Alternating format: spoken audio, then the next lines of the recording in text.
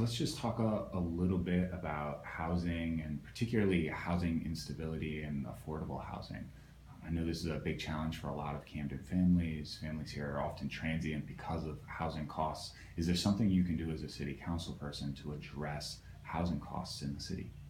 Well, first of all, I like to applaud certain organizations like PBCIP who actually educate people on how to become homeowners and what the process is and how to secure funding to help offset the cost of applying for a mortgage. There are a number of vacant properties that are around the city, and you have people, and even right across the street, you'll see people with New York tags that come in and they're scooping up these properties, and they are, you know, I guess renting them out. Being able to open up the process where residents can rent to own, to be able to have these properties turned over and develop, like with Habitat Humanity, having like marriages with those different type of organizations to make it easier for renters who are spending $800 to $1,000 plus a month renting to be able to transition that and pay half of that as a homeowner is more rewarding. So looking at those organizations that are doing the work already and partnering with them, and uh, with grants, federal grants and state grants, to be able to make sure that our residents take care, are able to have a better quality of life and become homeowners. Yes, I'm an advocate of that And wholeheartedly. you've touched on it a little bit, but what's the role of municipal government in that process? Is this a process that should be led by our local nonprofits, or is it a process? What can sort of government do in to further that process? I think what government can do, and I'm going to go back to communication. People don't know what's happening. They don't know that there are grants that are available where you can fix up your home, where you can get your home painted, or you can get secure funds to get different things like weatherization done in your home for homeowners. They don't know about that process. They don't, and the city can communicate that a lot better because they're not communicating that. They can work with, like I said, the schools, and let them know about what's going on. Being able to have, if you go over to cities like, I'm going to go back to Philadelphia, where you have constituency services, and you have where you got a phone number that you can call and find out, I have a problem, where can I go? So the city can be a person, not necessarily to solve the problem, but point you to the person or the organization that can solve the problem.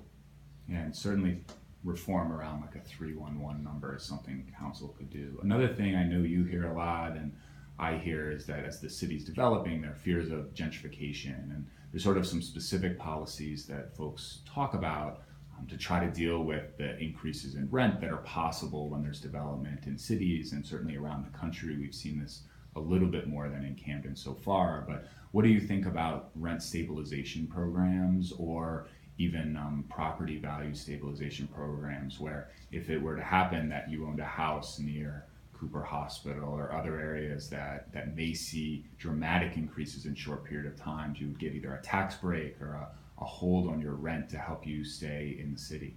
Well, I'm definitely an advocate for it. You look at cities like New York that has a diverse, population. You have people, in Brooklyn that don't make much money. However, they have rent control. I'm definitely an advocate for that. We have to take care of our people. We have to take care of our residents. I'm not against diversity. Everyone come to move to Camden, but I am definitely for taking care of the people who have been here, that have for generations. You got to take care of people who decide to stay. Like my family. My family came here. My father came to Camden from Atlantic City in 1956. He chose to stay. He chose to raise his family here. He went to Rutgers. He went to Camden High, graduated 68. He went to Rutgers, graduated 75, and he could have moved us away, but he didn't. He stayed here and invested in the community, and that's important. We need to be able to make sure that our working class stays working and they have a place to rest their head. That the basic needs are met, like shelter. That if we can help with that, we should, and we could in every capacity that we can as council. And sort of a related question is one of the complaints many homeowners have is that they may keep their property up well, but their property values are decreased because they're next to a blighted home. And all of a sudden, when it rains, there's water coming across their wall, there's rodents coming from an empty house into their house. Some of these challenges around blighted houses. The last administration borrowed against parking dollars to demolish homes. Would you guys as a slate or you as a city council candidate have a specific strategy to address blight? What do you say to the homeowner that says, I'm trying to do the right thing, but the house next to me is blighted? Well, I think it's important to reach out to because those blighted homes are owned by someone. To reach out to those homeowners and hold them accountable. And if we can't, then to see how we can secure that property where we can deal with, like I said, the housing where those houses are flipped and being able to help be available for residents. Like I said, through the programs like Habitat for Humanity. I would try to find a path with my colleagues of least resistance where we're not necessarily borrowing from something that can hurt us, but try to find out resources that are there, because there are resources that are there to help as far as improvements and beautification and demolishing properties that are unsafe. Did a walkthrough again in East Camden, and one lady, complained about that, how the house that is next to her, the bricks are falling down. So not only, is it, an eyesore, but it is a hazard. And if we don't take care of it as a city, a child could be walking down the street and get hit by a brick or hit by some flying debris. We can't have that happen. So I think that, I know that the city needs to be more proactive with that and more aggressive about handling these absent homeowners and these dilapidated properties, and securing resources that are out there to help beautify and like I said, demolish dilapidated properties.